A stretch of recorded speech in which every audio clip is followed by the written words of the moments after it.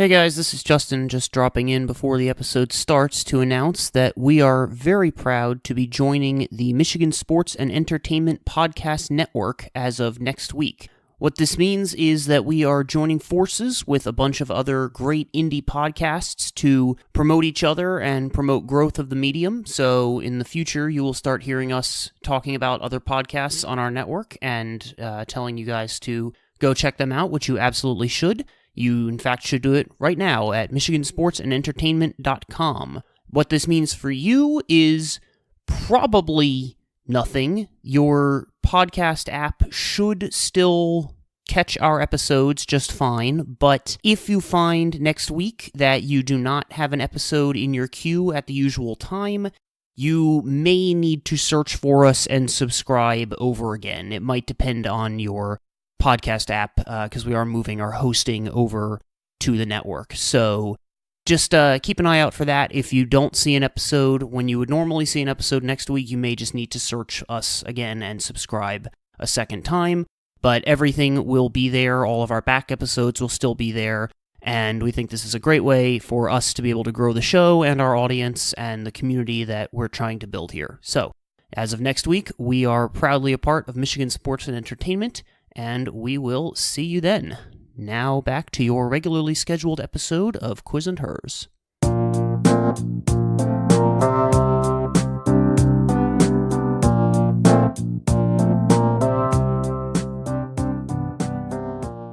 Hello, everyone, and welcome to Quiz and Hers, the podcast where we test each other's knowledge and the strength of our relationship. My name is Hallie, and I am here with my fiance, Justin. Hello.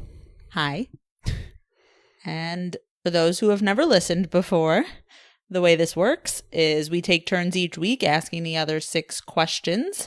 All the questions are tied together with a common theme, and the 6 questions are from 6 different categories, which are arts and literature, sounds and screens, times and places, sports and games, science, and everything else. Mm-hmm.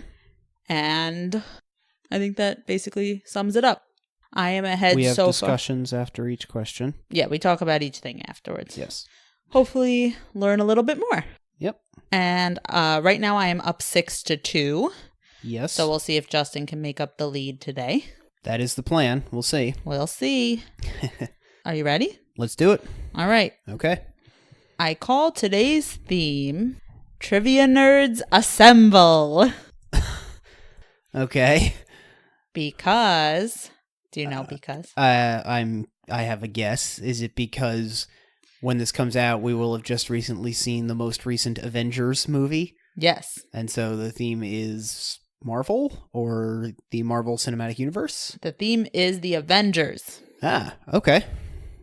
And it's going to be the biggest movie of all time. It very well might. I know. Yeah. We'll see. I mean, Fandango crashed when I tried to buy the tickets. Sons of bitches. So yeah, we can only assume that it's going to be the biggest movie of all time. Well, didn't it break the pre-sale records, like the first day pre-sale records in 6 hours? Yeah. It's unreal. Like, I just was like, oh, I'm free right now. Let me look and see if tickets are available. But I didn't realize that people were like waiting at the exact same time for them to like open. I didn't realize that this was like the opening hour for us to get the tickets. Good timing. But also really bad timing because nothing worked. It didn't work, yeah. So, well, anyway. We got them, so. Yes, we will have seen them by the time this episode comes out. Yes. All right, are you ready for question 1? I am ready. All right, this one is arts and literature. Okay. What is the full name of the comic book artist who co-created Iron Man, Thor, and Ant-Man, 3 of the original Avengers, with his arguably more famous older brother? Oh, that's interesting. Thank you. Okay, so he's an artist? He's a comic book artist? Yes. Wow. Well, I mean, when I think of comic book artists of that era, I think Jack Kirby and Steve Ditko. Presumably one of them is the more famous older brother, but I guess I don't need the full name. No, go ahead. Oh. I do need the full name. You need to give me the full name.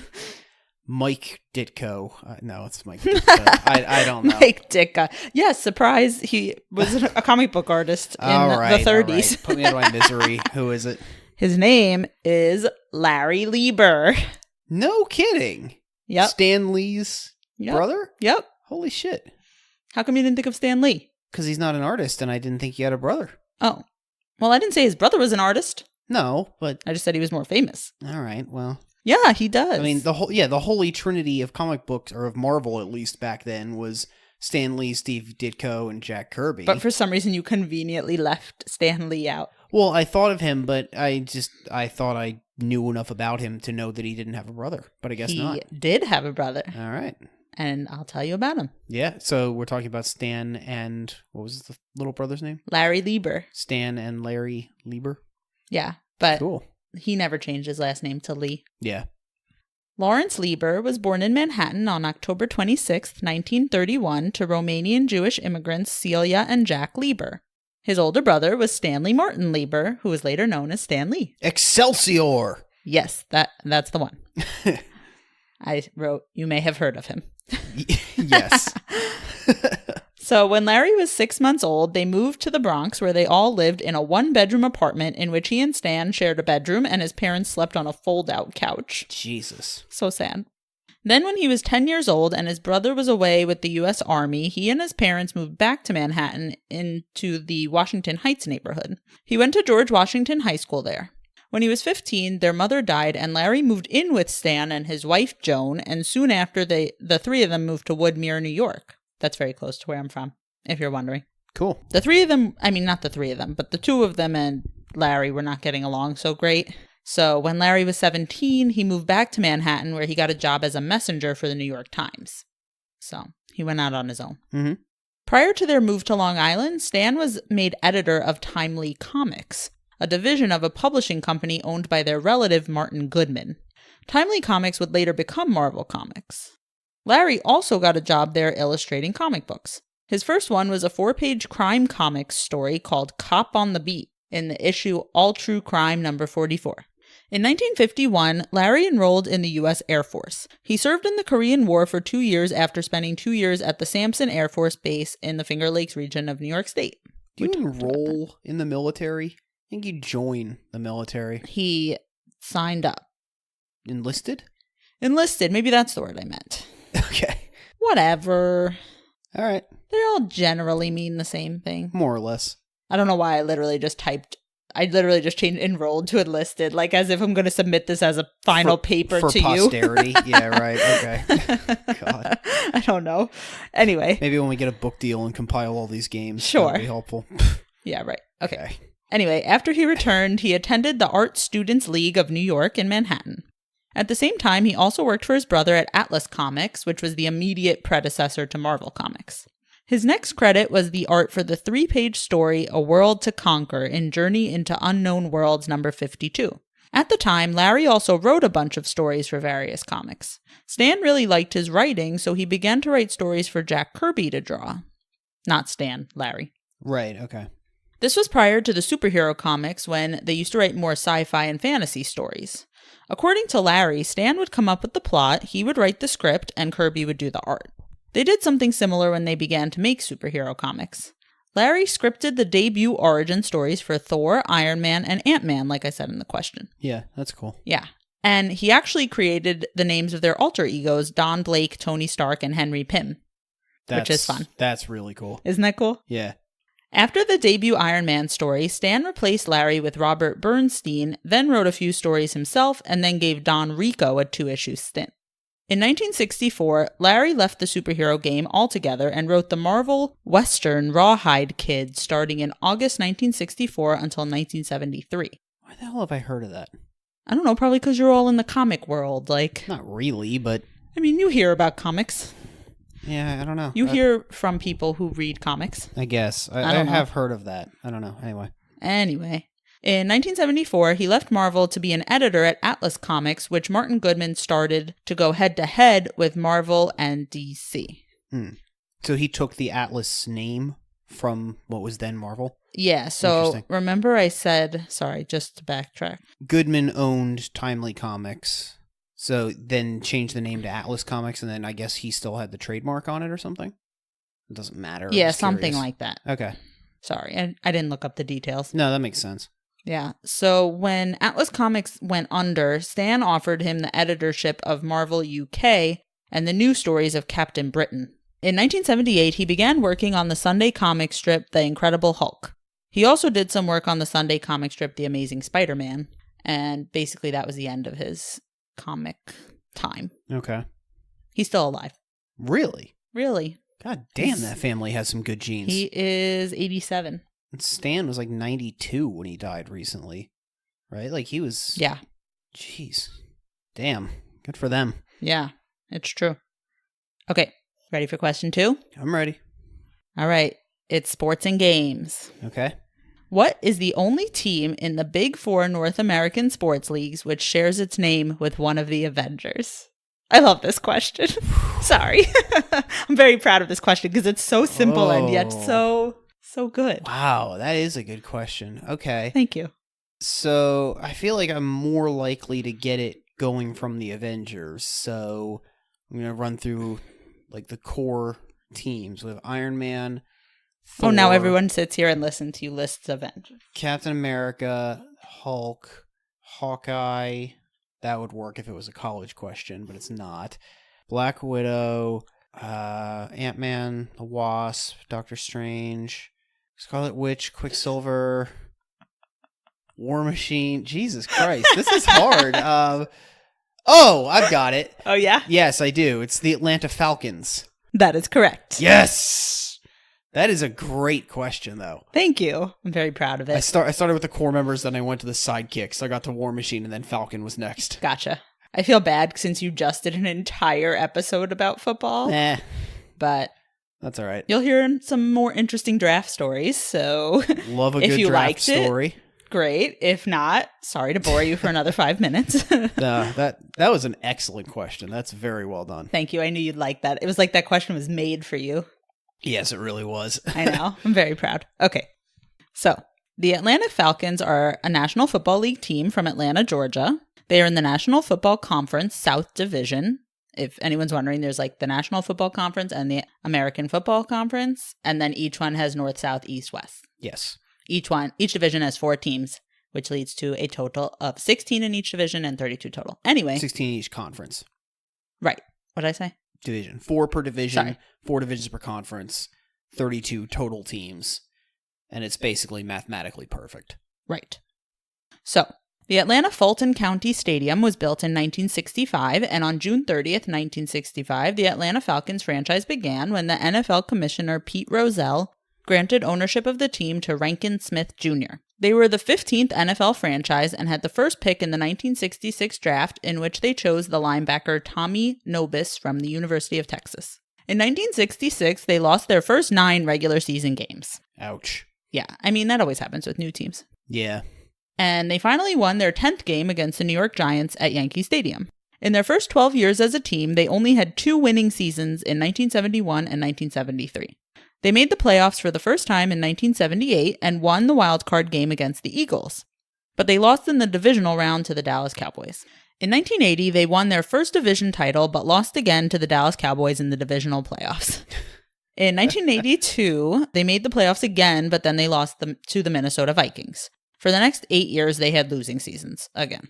In the 1989 draft, the Falcons selected cornerback Deion Sanders, who became known as Neon Deion or Prime Time. He brought more media attention to the team, which was not very well known at the time. Yeah. They weren't very popular. Just a small market Southern team. Yeah. Yeah. And fun fact, Deion Sanders was also known for playing Major League Baseball while still playing for the Falcons. He played for the New York Yankees and the Atlanta Braves. That is mental. Yes, it is. Like, who has the time? Never mind the skill. Him and Bo Jackson, and that's it. Yeah. It's fucking crazy. It is crazy. Well, Michael Jordan played baseball and basketball. Not at the same time. No, that's true. He was only good at one of them. Okay, good point. Then in the 1991 draft, they selected quarterback Brett Favre as the 33rd overall pick. Really? Really. And in Favre's rookie season, he played just 2 games in which he had 4 passing attempts with no receptions and 2 interceptions. They traded him to the Green Bay Packers the following February. And for those who don't know, he is now considered one of the best quarterbacks of all time. And, you know, in the last episode, we just talked about how a quarterback or any player can be on one team and like really suck and then go somewhere else and be the best. And that's what he did. And I was thinking of that last time. Amazingly, he's probably only the second greatest Packers quarterback of all time, though, despite being, top 10, at least, maybe top 5 quarterbacks of all time? Yeah. God, Aaron Rodgers is good. Anyway. In 1992, the Falcons moved to the Georgia Dome. In 1998, under recently hired coach Dan Reeves, the team had their best record so far, 14-2. They made it to the NFC Championship game, where they upset the Minnesota Vikings. Unfortunately, however, in their first Super Bowl appearance, they lost to the Denver Broncos. In the 2001 draft, they traded the Chargers for the first overall pick, which they used on quarterback Michael Vick. I was like really nervous when you asked that question last week, and you started talking about the Chargers and it's something with the draft, and I was just like, oh my God, if this is about Michael Vick, I'm going to feel so bad because I just wrote about it. No. But I couldn't remember the exact year. It was like 3 years earlier. So anyway, they got Michael Vick. Yep. In 2003, he broke his leg and he missed the first 12 games of the season, but he returned in 2004 and led the Falcons to an 11-5 record, but they lost to the Eagles in the NFC Championship. In 2006, Michael Vick became the first quarterback in the history of the league to rush for over 1,000 yards in one season. That's a lot. That's, yeah. If you don't know. For a running back, that's not much, but for a quarterback, that is bananas. Right. Anyway, before the 2007 season began, Vick was suspended indefinitely by the NFL after pleading guilty to charges of dogfighting. And soon after, he got a 23-month prison sentence. Yep. And we all thought he'd never come back, but then he did. Yep. Played for the Eagles for a while. Crazy. Okay. Yep.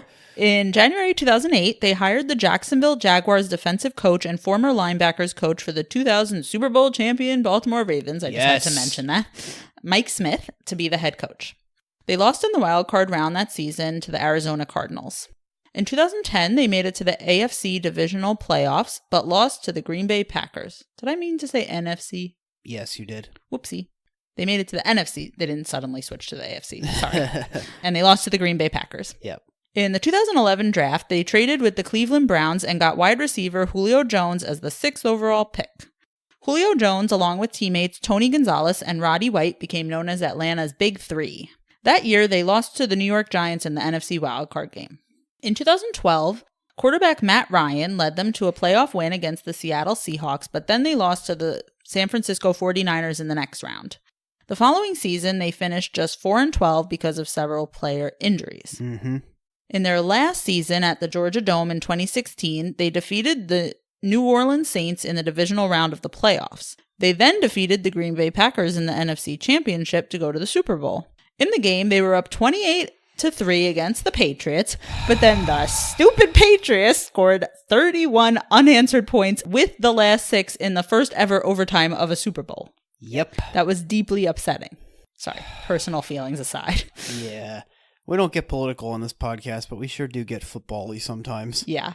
Damn Patriots. Anyway. Just to finish up, in 2017, the Falcons moved to the new Mercedes-Benz Stadium. They returned to the playoffs with a 10-6 record and beat the LA Rams in the wild card round, but then they lost to the Philadelphia Eagles in the division playoff round. And that's where we are now. Yep. I mean, I think Matt Ryan's good. I think they have potential. He's a good quarterback. I mean, we'll see. He's not Brett Favre or Aaron Rodgers, but he's a good quarterback. And I'd say that trade up to get Julio Jones worked out pretty well for them. Oh, yeah. He is very good. One of the greatest wide receivers in history. Turned out better than Brett Favre for them. Yeah, no kidding. Yeah. Okay. So all right. I'm 1 for 2, right? Yes. Yeah. That is correct. Okay. All right. Question number 3. Science. What Marvel character who is part of the Savage Avengers, a comic coming out this month, shares a name with a psychological complex proposed by Carl Jung as a girl's psychosexual competition with her mother? Probably Elektra. The Elektra complex, right? Is that your final answer? Yes. Yes, it's Elektra. Yes. Good. Yeah, I don't know. I kind of went a little more comic-y on this. Yeah, no, that's cool. Are you arguing that Carl Jung is science? Sort of. Ugh. I mean, this is science history. Okay. Psychoanalysis. I'm not claiming that it's fact, but I'm claiming that this is science history in the same way that, I don't know, I can't think of another good example, but you know. In the same it's way important. that the four humors is medical history. Yeah. I mean, I wouldn't argue with you talking about the history of medicine. All right. Even though we don't do it anymore. It's the same thing. Okay. Yeah, that works. Okay. Just before I get into this podcast is listed as explicit, so you might want to turn it off now if you're with your kids. It's about to get sexual. Psychosexual. Very good. Thank you. So, as most people know, psychoanalysis was established in the 1890s by the Austrian neurologist Sigmund Freud. While consulting at a children's hospital, he noticed that many aphasic children, which means that they can't comprehend or formulate language, had no actual cause for their symptoms. Freud believed that Freud believed. Yeah. I'm not saying anything is fact here. Yeah. Take it with a grain of salt. As a psychology professor, I don't even teach Freud in my intro class because he's so thoroughly discredited that it's not even worth talking about even as history to me. But it's trivia useful. Absolutely, it's trivia relevant, yeah. Yeah. So Freud believed that hysterical symptoms were caused by repressed memories of distressing events, usually those with sexual associations. Okay, calm down. He's not thrilled. In 1896, when he introduced the term psychoanalysis, he also published his seduction theory, which said that sexual excitations in infancy cause hysterical symptoms. He said that all of his patients had repressed memories of sexual abuse, although later scholars in the late 20th century said that he imposed his preconceived notions on them. That is generally the consensus, yes. See, I'm adding in the modern thought. Yeah. In 1905, Freud published 3 essays on the theory of sexuality, in which he outlined his idea of psychosexual phases, which were oral, anal, phallic, Oedipal, that's one, latency, and mature genital. And then I'll just tell you what each one is. Yep. The oral phase is from 0 to 1 year old, and it's when a baby gets satisfaction from putting things in its mouth. Makes sense. I mean, it's true. They do like putting things in their mouths. They do, yes. Piaget's views on why that is make a lot more sense and have held up much better to empirical scrutiny, but yes. Very true. That would be a fun thing to talk about another time. When I do an episode on babies. Piaget's theory of development. Yeah. I'm going to do an episode on babies. All right, go for it. I taught that a few weeks ago. That was fun. Yeah, I like it. And then comes the anal stage, which is from 1 to 3 years, and that's when a child gets great pleasure from defecating. I mean, who doesn't? Oh, God. Gross. The next stage, the phallic stage, is from 3 to 6 years old, and that's when the child becomes aware of anatomical sex differences and masturbation becomes a new source of pleasure. I don't know where he's getting this from. Yeah. Like, what? I mean, it's not masturbation, like, in the sense that teenagers and adults do it, but it's just, like, fondling yourself. Like, it's just like you realize that you have private parts. And that they feel funny when you touch them. Probably, I mean, kids definitely do that. I know, he just, like, makes it all into such a thing. Yeah. And he views it as, like, the root cause of, like, literally fucking everything that people do. Right. So I'll get there. Yeah. Okay. But yeah, like this phallic stage is basically the point at which the Oedipus complex and the Electra complex are set in motion. Yeah. And the Oedipus complex says that a boy desires his mother and is competing with his father. The Electra complex is basically the same thing for girls. She's competing with her mother. For her father's affections, yeah. Right. When I Googled this on Wikipedia, it was like, what does it say? Like, redirects from other articles, Daddy's Girl and Daddy's Little Girl. And I was like, ew. Oh, that's fucking gross. So if you Wikipedia Daddy's Little Girl, it sends you to Electra complex.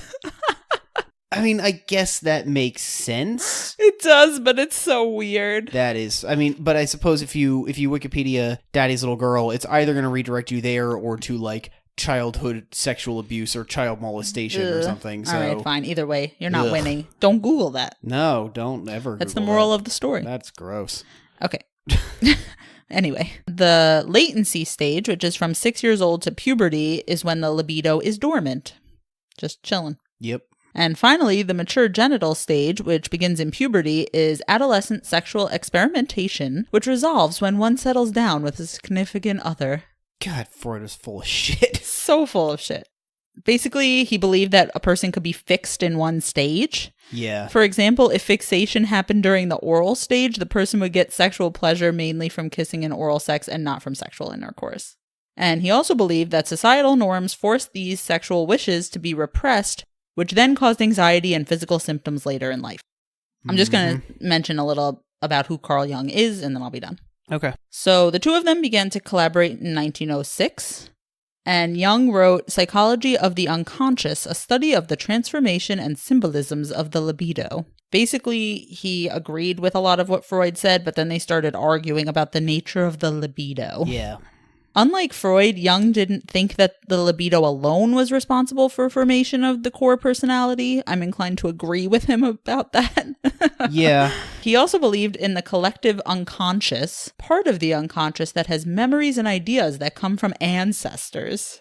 Not sort of. exactly. Yeah. So basically what Jung thought was that we had certain, they're not really memories, but certain like psychological archetypes or like patterns that were sort of evolved to see.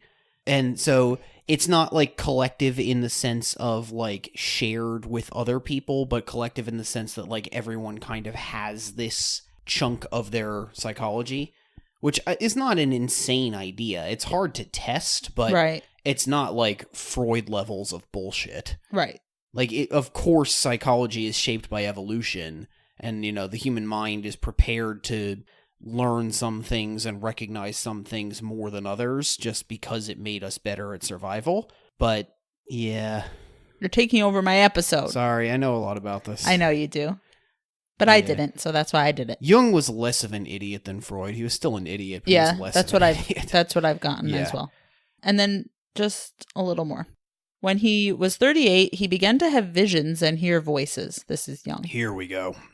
But this is my favorite part. He said that he was, quote, menaced by a psychosis, or, other quote, was, this is the best part, doing a schizophrenia. I'm sorry. Can't say that without laughing. Oh my God.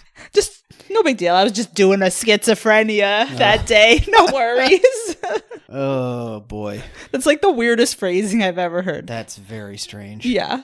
And during this time, he wrote his notes in a large red leather-bound book for the next 16 years. It was just called, like, the Red Book, it's known as. Oh, I've heard of that. I didn't know what that was, actually. Yeah. Interesting. So he took notes in this one book for 16 years. Kinda crazy. Yeah. We'll take a break from the crazy. No. All right. Ready for question 4? No. Why not? Oh! Because we have a different format this season than in previous seasons. I was on a roll there. Yeah, Sorry. that's okay.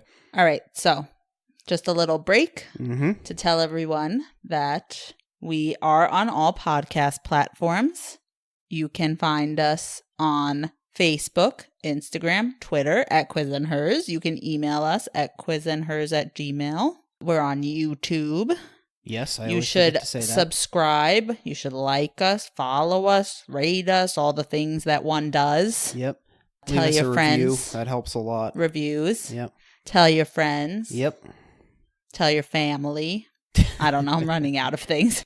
No, that's pretty much it. Just, you know, if you like the show, reach out to us, get involved, and, you know, help us out with I'm always looking for growing the show. theme ideas. Yeah, that's true.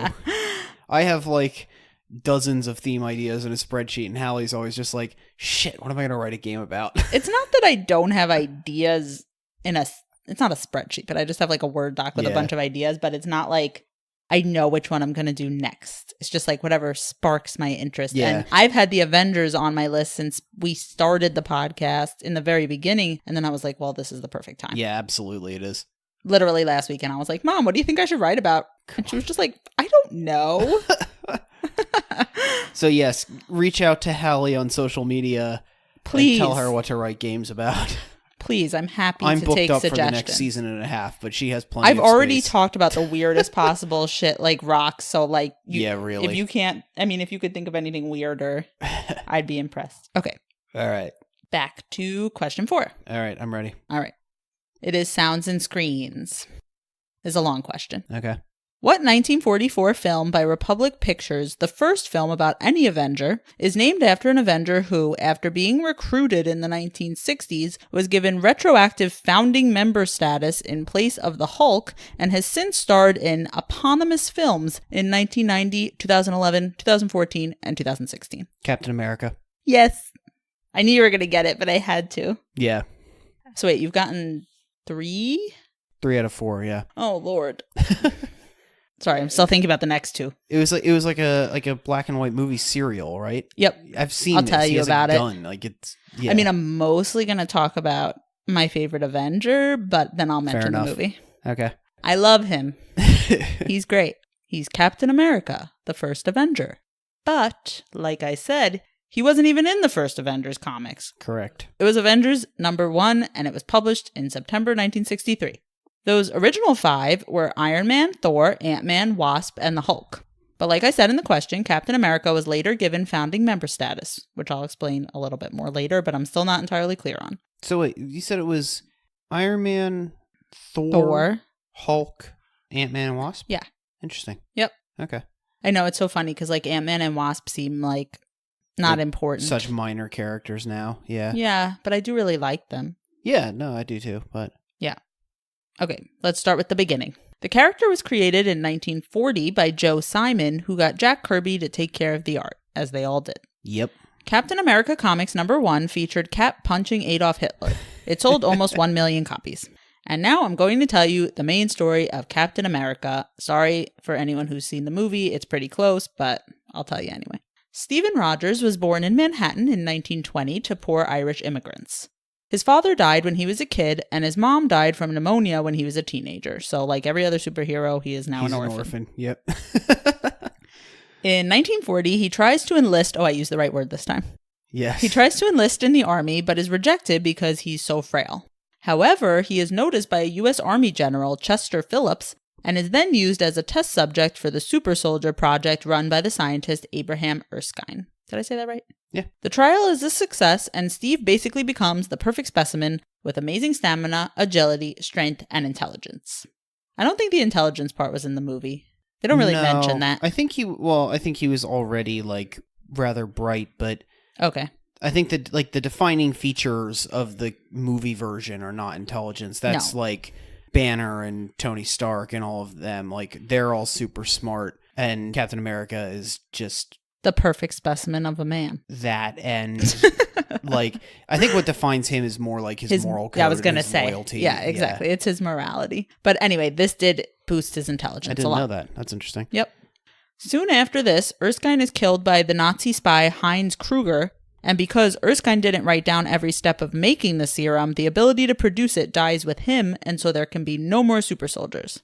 At this point, Steve is tasked with countering Red Skull as a counterintelligence agent and is given the codename Captain America, and that's how he got his name. Mm-hmm. He is stationed in Camp Lehigh, Virginia, where he befriends the camp's teenage mascot, James Buchanan Barnes, a.k.a. Bucky. See, this is different than the movie. Yeah, it is. Bucky finds out Captain America's secret identity and agrees to keep it a secret if he can be his sidekick. They go on to have a bunch of World War II adventures, including getting a new steel and vibranium shield presented to him by Franklin Delano Roosevelt. That's pretty fun. I know. In 1945, Cap and Bucky work to stop a drone plane on which Baron Zemo has placed an explosive. When Bucky attempts to defuse the bomb, it explodes midair and knocks both of them into the North Atlantic, where they are both presumed dead. Dum dum dum. But we all know he's not dead. No. In the 1950s, Captain America had a brief stint fighting communism, but most of those comics were retconned. And if you don't know, retcon means retroactive continuity, so basically bringing the story back to before a certain thing happens. Does that make sense? It's like changing the continuity. But in this case, it's just erasing things. Yeah, that sometimes, happened. Sure. Yeah.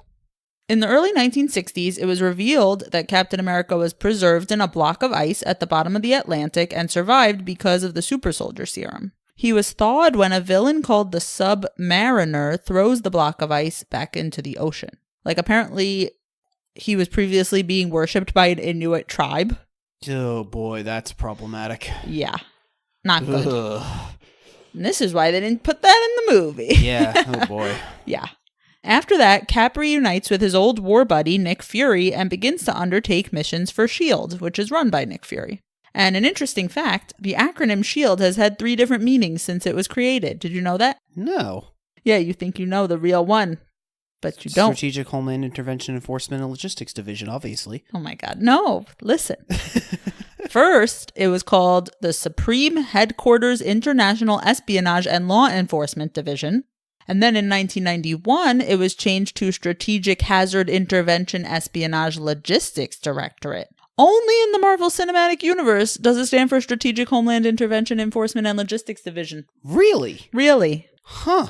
Yep. That's fascinating. I didn't know that. I'm not sure if anyone else will find this fascinating, but I knew you would. I do. I really do. That is... Huh. Okay. Yeah, I knew you'd like that. So later on, Steve meets and trains Sam Wilson, who becomes the Falcon, who is the first African-American superhero in mainstream comic books. Yep. Which is cool. And also, we just mentioned him. Shares a name with the Big Four sports franchise, as it happens. Yes, he does. And there's a lot more I could say about him and the comics and the stories, but those are like the main details. And there's a lot more later, but that would take a long time. I already wrote more than I should have. I should also briefly mention the films. Because this is a sounds and screen question. Yep. Yep. Sorry, but I had to talk about Captain America. Yeah. And also, it's similar to what happens in the films. Yeah, it's pretty close. Yeah. In 1944, Captain America was released as serial films, like you were saying. Not only was it the first film about an Avenger, but it was the first film ever about a Marvel character, with the next one not coming out until over 40 years later. Yeah, I guess so. Isn't that crazy? And the next one would be Howard the Duck? Is that right? I don't know. I didn't check, but you might be right. 1984? 84? Yeah, I think so. You might be right. Isn't that crazy? God, that is inauspicious. Yeah. Yep. But he got in there first. Yeah. So the movie has literally nothing in common with the comic character except for the name and the uniform. Sort of. Yeah. The next Captain America film in 1990 had a lot more in common with the comics. Captain America was played by Matt Salinger, J.D. Salinger's son, who is also known for his role in Revenge of the Nerds. Did you know this? I knew none of this. I knew it was J.D. Salinger's son. I didn't know he was in Revenge of the Nerds because I've never seen that. Yeah, apparently that's the only other main thing he was in. Yeah. I haven't seen it either. I have heard that fact that Captain America was played by J.D. Salinger's son. Yeah. That's weird. It is weird, but that's kind of cool. The most recent Captain America movies, which everyone should go see, are called Captain America the First Avenger, Captain America the Winter Soldier, and Captain America Civil War, and they're all part of the Marvel Cinematic Universe. The First Avenger is very similar to the comics that I discussed. In The Winter Soldier, Captain America, Black Widow, and Falcon come together to uncover a conspiracy within S.H.I.E.L.D. and face a mysterious assassin called the Winter Soldier. I won't say anything else. No spoilers. But it's one of my favorite movies actually ever. So it is a fantastic movie, Winter Soldier. It's like... Oh, and I definitely mentioned it when I talked about Robert Redford because he's fantastic in that movie. He is. He's great in that as Alexander Pierce. And so he's like... one of the overseers of S.H.I.E.L.D. Like, he's from, like, the World Security Council. He's fantastic in that movie. It's like a throwback, like, 70s espionage movie. It's so great. It's really good. Highly recommend it. Yeah. I think you could probably see it even if you haven't seen the others. You could. It's pretty disconnected from the rest of the Marvel Cinematic Universe. It's not like, well, Civil War, for one thing, which sets up, like, a lot of other stuff. But, yeah, Winter Soldier stands on its own, I think. But the First Avenger is also really good. It is, yeah. That one's like an Indiana Jones, like, period piece kind of thing. Shout out to my girl, Peggy Carter. Great character. She is fantastic. Haley Atwell is a great actress. Yes. What the hell is she doing? She was in that TV show where she had an American accent and it wasn't very good. She was like the president's daughter or running for president or something like that. No idea what she was in that. She was in the Christopher Robin movie. That's all I remember. Oh, God. All right, moving on. Anyway, the latest Captain America movie, which was Captain America Civil... Oh, I should mention Chris Evans plays Captain America. He does. He's the perfect specimen. And he is Captain America, pretty much. Yeah, he is the perfect specimen. Okay. Sorry. That just seems like a good trivia fact to know. Yeah. In Captain America Civil War, Steve Rogers and Tony Stark, who's Iron Man, split the Avengers into two factions over a disagreement about whether there should be an international oversight of the Avengers. And by the time this comes out, we will all know Captain America's fate in Avengers Endgame, but for now, we can only guess. I think he's going to sacrifice himself. I think so too. It'll be a very, very good end to that character and absolutely consistent with everything that he has done throughout 10 years of the Marvel Cinematic Universe, is that he's always the selfless one. He will always make the sacrifice if he has to. And That's I think why he I will. love him. Yeah, he's a fantastic character. That's why he's my favorite. Oh, okay, sorry. I'm getting sad. We don't know what's going to happen. No, not yet. By the time this comes out, people listening will know what happened. Yeah. They'll be like, he didn't sacrifice himself, you idiots. He put the Infinity Gauntlet on and unsnapped everything and then punched Thanos' head off, you fucking morons. You're so dumb. How did you not see that coming? Okay. God. Okay. Question 5. Ready? I'm ready. I have to calm down now. Times and places. Namor, one of the 1980s Avengers recruits, was a former member of what fictional group of superhumans that is also the name of several real groups that were part of an Enlightenment-era society founded on May 1st, 1776 to oppose religious influence over public life and abuses of state power? Sorry, that's a very long question. What is it? The Illuminati. Yeah, it's the Illuminati. So wait, what? Is this is question 5? Yeah. Okay, so do I have 4? Am I 4 for 5 right now? Yes. Okay. So now you're tied with me. Yep. Okay. 6 for 6. 6 on the season. Yeah. So I'm going to talk about the Illuminati. Fun. I literally knew nothing about the Illuminati. Everything I thought I knew about the Illuminati was very, very wrong. Conspiracy theories abound. Yes. Yeah. Wow. Like the real facts of the Illuminati. I had no clue. Okay. Lay it on me. Do you know? I feel like I read a little bit about it once a long time ago, and basically all I remember is the conspiracy theories are bullshit, and I think they're not around anymore, but that's all I know. It's like way more boring than I thought it was going to be. But anyway. Yes. But I will tell you anyway, because Right. it's interesting to know that, like, it's just, Yeah. it just is. So the Illuminati were founded by Adam Weishaupt. I'm going to be saying that a lot. A professor of canon law and practical philosophy at the University of Ingolstadt in Germany. In 1773, he was the only non-clerical professor at the school, which was run by Jesuits, and they tried to discredit his work. Frustrated by this, Weishaupt became anti-clerical and wanted to spread the ideas of enlightenment through a secret organization. He decided to found his own organization because he found that Freemasonry was expensive and not open to new ideas. In 1776, he and 4 of his students founded the Perfectibilists. Perfectibilists. Okay. All of them had aliases, with Weishaupt's being Spartacus. They were all good aliases. That's pretty cool. Yeah. That sounds like the name of a minor Avenger. Sure. Spartacus. Probably. Yeah, maybe. I'm sure there's a Spartacus in one of these comics. Probably. Yeah, so the following year, they changed the name to, let's see if I can pronounce this one, Illuminatenorden, or Order of the Illuminati. Good lord. Okay. German is fun. German, man. Yeah. Illuminatenorden. All right. By the end of 1778, the Illuminati had 27 members in 5 areas: Ingolstadt, Munich, Ravensburg, Freisingen, and Eichstätt. What's so funny? They can't see that little head pop you did. Was when that you said Ravensburg Ravens. or Ravensburger? What? The puzzles. Ravensburger. Are those different places? I assume that the company is from that place. I think in the so. same way that the hamburger is from Hamburg. I think you're right. For anyone listening at home going, what the fuck are they talking about? There was a trivia question we came across recently that we didn't get right, which was like, what is the Ravensburger is the largest producer of what kind of product in the world? And it was jigsaw puzzles. And my mom knew that. That's true. She did. I was impressed. Anyway. I never would have thought of that. Okay. So at this time, the order had 3 levels, which were novice, minerval, and illuminated minerval. Only the promotion to minerval involved a complicated ceremony involving secret signs and a password. So at least they were trying to be cool. The recruiters, which were called insinuants, were looking for Christians of good character. Those who were excluded included Jews, pagans, monks, women, and members of other secret societies. They also had a ruling council called the Areopagus, which was composed of Weishaupt's favorite members. So basically, like, he was like, let's have this ruling council. I'll just put the people there who will agree with me. Right, well. Or so he thought. Spoiler alert. It was his secret club, so. Right, exactly. It's like a pretty big secret club, if we all know, if we all have heard of it. Yeah. In 1777, Weishaupt decided to join the Freemasons so he could learn more about their methods. Even though he passed through the 3 degrees of Blue Lodge Masonry, he didn't really get the information he wanted. A former pupil of Weishaupt, who was high up in the Illuminati, decided that they should get permission from the Freemasons to open up their own lodge. They founded their new lodge, called Theodore of the Good Counsel, in 1779 and filled it with Illuminati members. Their lodge gained independence from their mother lodge and became a mother lodge itself, so now it could create new lodges of its own. So they're sort of trying to infiltrate, but not really. Okay. They're just trying to, like, be involved in Freemasonry to get people to also be in the Illuminati. Okay. So they were like a organization within an organization at this point? Yeah. Okay.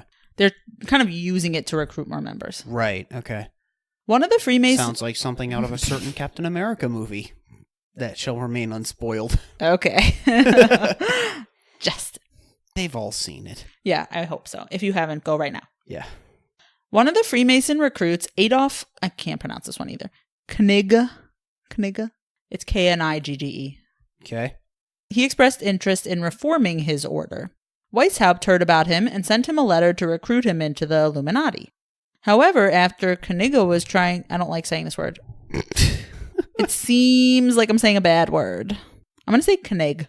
After Knigge was trying to recruit more, Weishaupt confessed to him that there was no real antiquity and superiors of the Illuminati, and that no one had even invented the higher degrees yet. So basically he's like, this isn't like a whole big thing here, you know? Right, it's still new and we're making it up as we go. Yeah. So Knigge took this as an opportunity to insert his own ideas for the Illuminati. Why not? Yep. In 1780, a rift began to form between Weishaupt and the Areopagus, which was his council, because they thought he was too controlling and also contradictory. Knigge had the most connections and the most ideas, so Weishaupt and the Areopagus agreed to help him with moving forward. He created a new system of grades in 1782, which were arranged in 3 classes. The first class, called the nursery, had the novitiate, Minerval, and Illuminatus minor grades. The second class were the Masonic grades of apprentice, companion, and master, followed by Scottish novice and Scottish knight. The third class, called the Mysteries, consisted of the lesser grades priest and prince, and the greater ones called mage and king. Those sound exciting. I don't know.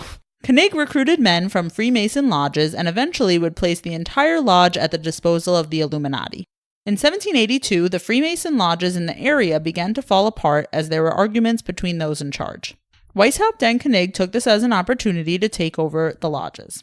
Although they were able to take 7 lodges, they decided to form the Eclectic Alliance with the non-mystical Frankfurt lodges, who undermined their plans for recruiting through the Freemasons. So basically, they, prevented them from recruiting people somehow. Okay. I don't know. So, basically, they couldn't recruit, through the Freemason organization anymore, but they could still recruit individual members. And by 1784, they had 650, which is a good amount. Okay. Later on, Weishaupt and Knigge's beliefs were in conflict, with Weishaupt being more anti-clerical and Knigge being more involved in the mystical aspects. In 1784, Knigge left the order, and Weishaupt agreed to retract all slander against him. Soon after, the secret order's existence became public knowledge, and they were blamed for anti-religious publications in Bavaria. The prince, Charles Theodore, banned all secret societies, and Weishaupt fled. And then a little bit about the conspiracy stuff. So wait, that's the end of the the recorded history? That's it. Yeah, okay. He left. It was done. And that was it. Yeah. Charles Theodore was like, you're done. He was like, bye. Right, he just shut them down. He was like, okay, I'm out. Peace. Yeah, that was it. Yeah, okay. Augustin Baruel wrote several memoirs in the 1790s saying that the Illuminati persisted and that they were behind the French Revolution. What was the time gap there? Less than 10 years. Okay. The belief died down in the early 1800s, but some present-day fraternal organizations claim that they are descended from the Illuminati. However, there is no evidence for this. They just want to seem cool. Oh, okay. I thought you were going to get into the world domination shit. But... There's no time, man. Yeah, okay. I thought it would be interesting to talk about what the Illuminati actually is. Were, yeah. Anyone can Google Illuminati and you'll find 100 different conspiracy theories in the first 5 links, so yeah. One thing that I like is in, I think it's Angels and Demons. There's this symbol that says Illuminati, and when you flip it upside down, it still says Illuminati in the same font. Oh yeah, that's called an ambigram, I think, right? Super cool. Wait, is that right? I don't know.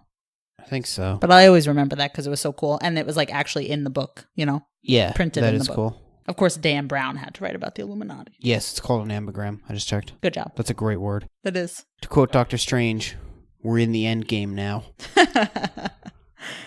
All right, let's bring it home. It's funny. I feel like you easily could have done this theme because of how much you love football and the MCU. But I'm really glad you picked that one because then I would have had to do football. And I mean, I like football, but I don't know much about the draft or anything. I love the draft. It's drama. All right, moving on. Wheeling and dealing and we had this strategy. Discussion last time. All right. All right, ready for the last question? Yes. Everything else. As anyone who has seen the movie The Avengers knows, the gang goes to eat shawarma at the end after Tony Stark decides that is what they should do after fighting the Chitauri, which are the aliens that they fight at the end of the movie. Yeah. Shawarma is based on what type of kebab of Ottoman Turkey, which is cooked on a vertical rotisserie and which translates as to turn? Oh, I don't know. The only vertical turning thing I can think of is like gyro meat, but that's Greek. So I don't know what the Turkish equivalent of that is. I don't know. That's a good question. Thank you. Are you giving up? Yeah. It's called doner kebab. D and then O with the little 2 dots on it. N-E-R. Okay.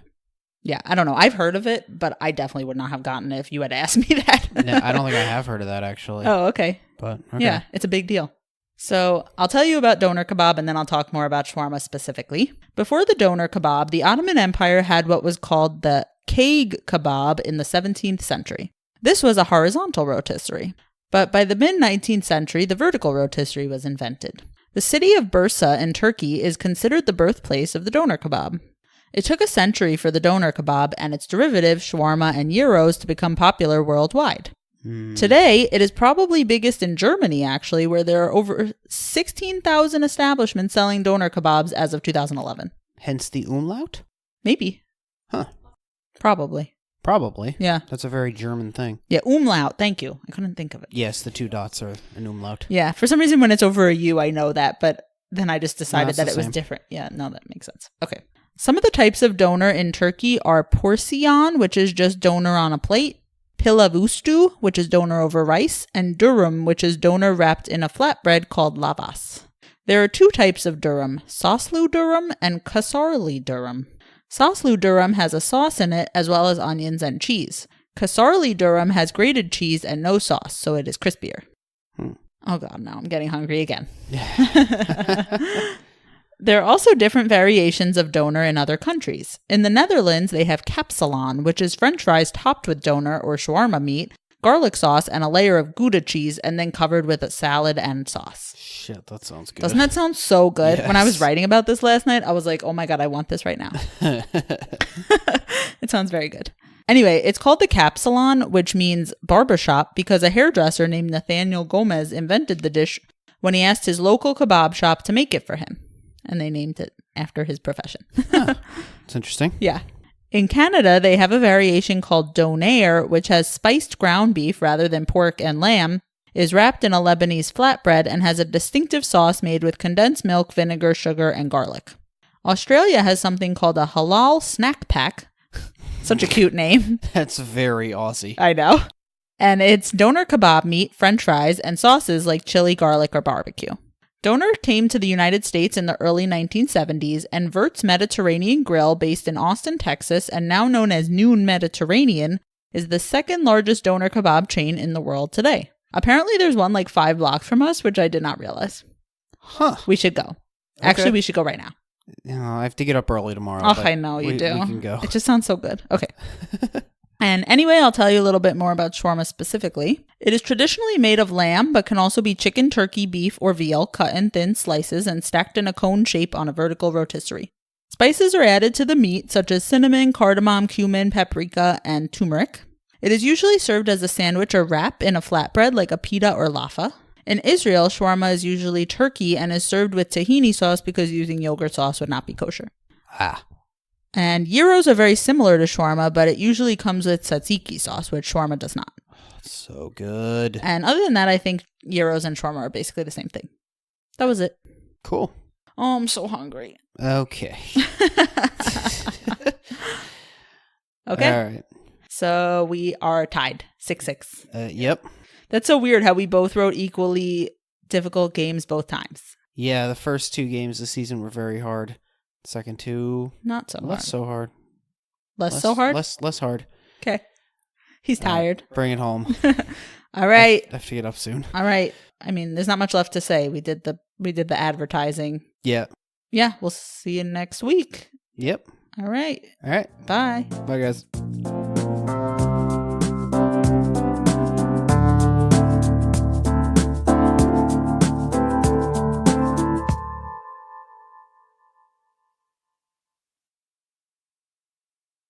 Where they upset the Minnesota Vikings. Upset? Did I say it right? Yeah. I always feel like the emphasis is going to be wrong.